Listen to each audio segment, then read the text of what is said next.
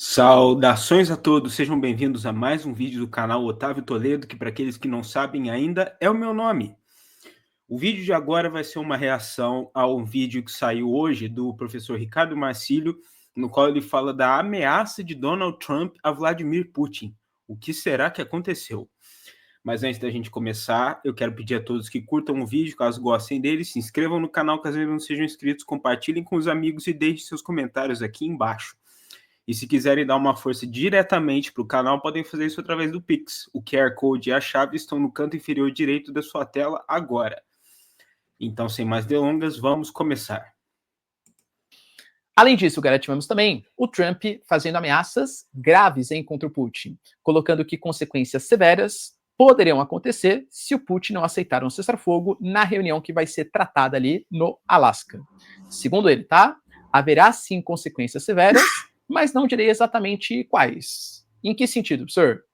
A gente teve uma videoconferência feita hoje com a participação do J.D. Vance, que é o vice-presidente dos Estados Unidos, a participação do Trump, do Zelensky, do Friedrich Merz, do Macron.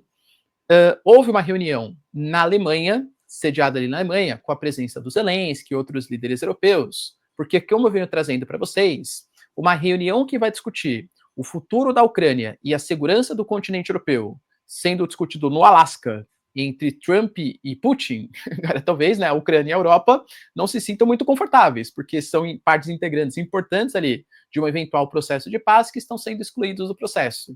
O Trump tentou tranquilizar os países, colocando que é porque é só uma reunião preliminar, que ele vai ouvir o que o Putin tem a dizer, vai dar ali algumas sugestões, mas ele até deixou claro que a ideia é que caso a reunião dê certo, dentro de um futuro próximo, e eu falo assim, questão de no máximo uma semana, uma segunda reunião poderia acontecer. Acho isso muito difícil e também acho muito difícil que o Putin ele responda de forma proativa a ameaça do Trump, porque a gente sabe muito bem que o Trump ele é o típico bully de escola. Ele gosta de falar grosso, ele fala alto, mas na hora do vamos ver ele arrega. E eu acho muito difícil um cara igual o Putin cair diante de uma bravata de alguém assim. Acho realmente muito improvável. Muito possivelmente não na Alasca, mas talvez na Turquia, em algum país europeu, não sabemos exatamente aonde, né? Mas aí sim com a presença do Zelensky e até eventualmente alguma liderança europeia. O Macron, por exemplo, né? Ele falou, por exemplo, que o Trump disse que qualquer questão envolvendo territórios vai ser discutido apenas pela Ucrânia, ou seja, os Estados Unidos não têm a intenção de negociar territórios e que ele vai negociar sim pelo fim da guerra. Só que daí eu deixo claro para vocês, em qual Trump você acredita?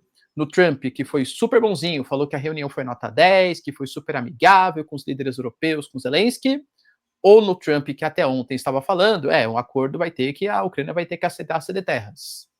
Com o Trump falando, por exemplo... Mas é óbvio que a Ucrânia vai ter que aceitar ceder terras. Por que ela iria conseguir alguma coisa que não envolvesse a cessão de terras se ela está perdendo a guerra? E a Rússia vencendo, você acha que a Rússia não vai exigir a concessão das terras que eles lutaram tanto para conseguir? Sabe? É evidente que eles vão ter que abrir mão de alguma coisa. Porque o Zelensky falou que pela Constituição da Ucrânia ele não poderia ceder territórios. Por que ele não ouviu a Constituição da Ucrânia antes de meter o país numa guerra, matando ali milhares de civis ucranianos? Palavras do Trump, isso, hein? Ontem. Não é como se ele tivesse dito, sei lá, ano passado e mudou de ideia. Ontem ele falou isso. E aí, em qual Trump você acredita? Num Trump que alega que conversou com o Putin, que aparentemente o Putin quer a paz, ou no Trump, por exemplo, que hoje deu uma entrevista, depois dessa cúpula, depois dessa videoconferência com lideranças europeias, e falou, eu acho que eu não consigo mobilizar o Putin a parar de matar civis na Ucrânia. Se ele não consegue mobilizar e se ele não vai negociar territórios, qual que é a intenção da reunião?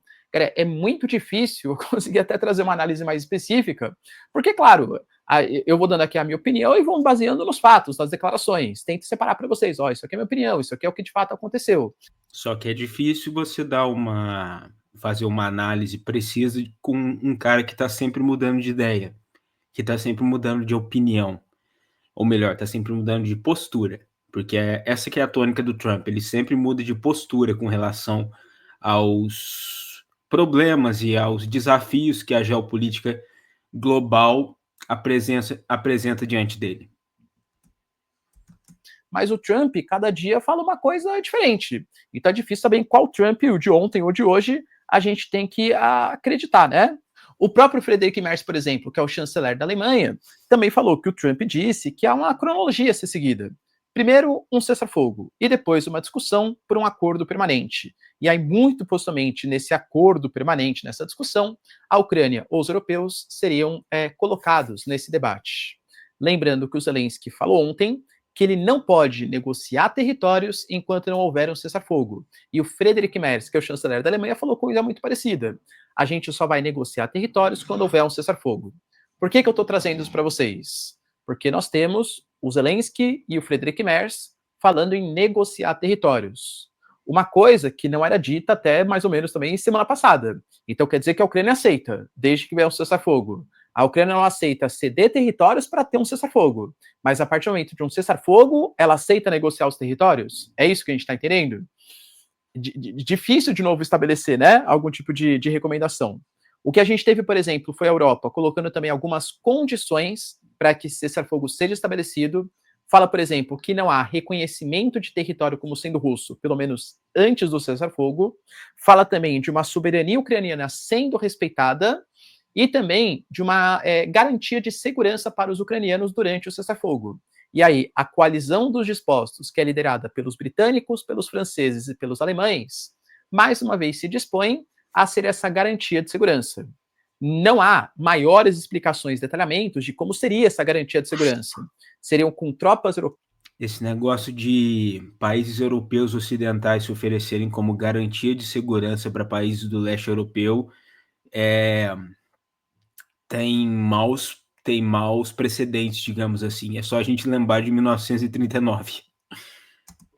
Em solo ucraniano, nessa espécie de zona tampão entre Rússia e Ucrânia, a Rússia aceitaria que tropas britânicas, francesas e alemãs, que são membros da OTAN, se posicionassem em solo ucraniano na fronteira russa? São todas questões aí, né, que estão em aberto. Mas essas foram as condicionantes que foram colocadas.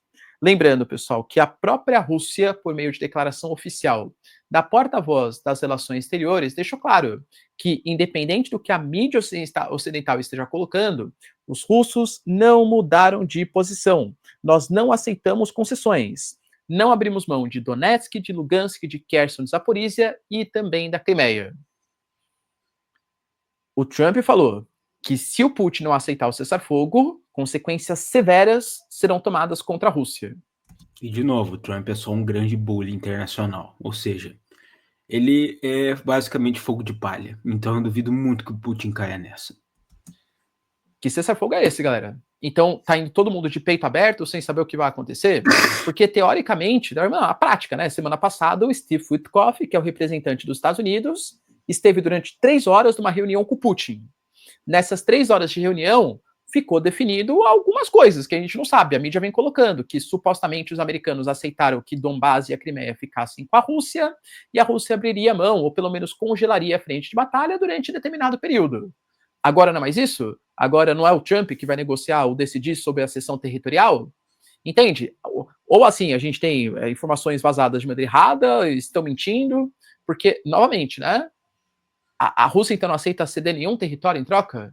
E qual vai ser o benefício para a Ucrânia do cessar-fogo? Talvez parar de avançar na frente de batalha?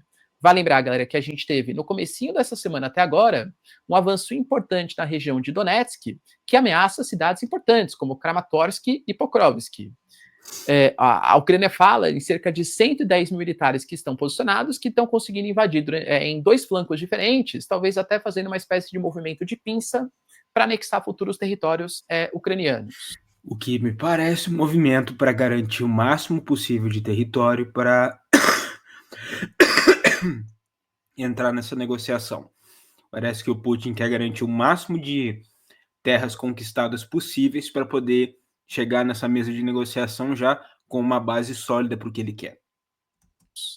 A Rússia para o ataque, essa vai ser a garantia? Essa vai ser o destaque aí do cessar-fogo? O próprio Zelensky colocou que o Putin está blefando sobre esse cessar-fogo. Segundo Zelensky, O Putin está pressionando a frente de batalha em uma nova tentativa de mostrar que pode ocupar toda a Ucrânia. Esperamos que o tema central seja sim um cessar-fogo na conversa entre Trump e Putin, mas cessar-fogo imediato. Devem ser estabelecidas sanções e reforçá-las caso a Rússia não concorde com esse cessar-fogo. Ou seja, percebam, galera, que é tudo muito aberto, é tudo muito dinâmico e é difícil a gente saber exatamente o que vai acontecer nessa reunião de sexta-feira. O Trump deixou muito claro ontem que ele vai sentar à mesa com o Putin. Se ele consegue perceber se a reunião vai ser bem sucedida ou não, em 2 minutos. Se ele perceber que não vai ser muito bem sucedida, essas consequências severas ameaçarão, né, serão colocadas sobre a Rússia. E que consequências será que são essas? É isso que a gente fica pensando, porque o Trump não apenas muda de ideia constantemente, como ele também nunca é muito claro naquilo que ele fala, e muito menos nas ameaças que ele faz. Então, o que será que ele está querendo dizer com isso? Essa é a questão. A gente teve também, pessoal, hoje, o Brasil anunciando... Bom, agora ele vai mudar para um outro tema que talvez até faça daqui a pouco, mas não tenho certeza ainda.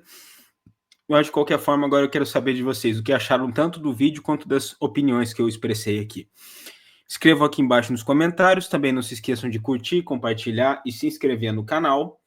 E, se quiserem dar uma forcinha para o canal diretamente, podem fazer isso através do Pix. O QR Code e a chave estão aqui no canto inferior direito da tela, neste exato momento. Beleza?